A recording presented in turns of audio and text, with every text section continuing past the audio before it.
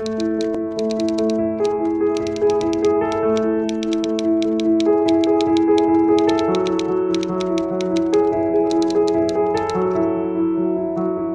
am addressing you, the youth, not because I overlook your parents, but rather because the future of your nations and your country will soon be in your hands. And I also find that the sense of quest for truth is more rigorous and attentive in your hearts.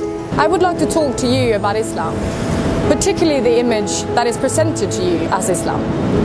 Many attempts has been made over the past 2 decades, almost as the disintegration of the Soviet Union, to place this great religion in the seat of a horrifying enemy. I don't insist you accept my reading or any other reading of Islam. What I want to say is don't allow this dynamic and effective reality in today's world to be introduced to you through resentments and prejudices. Don't allow them to hypocritically introduce their own recruited terrorists as representatives of Islam. Receive knowledge of Islam from its primary and original sources. Gain information about Islam through the Quran and the life of its prophet.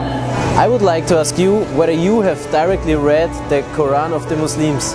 Have you studied the teachings of the Prophet of Islam and his humane ethical doctrines? Have you ever asked yourself how and on the basis of which values has Islam established the greatest scientific and intellectual civilization of the world and raised the most distinguished scientists and intellectuals throughout several centuries? I would like you not to allow the derogatory and offensive image buildings to create an emotional gulf between you and the reality, taking away the possibility of an impartial judgment from you.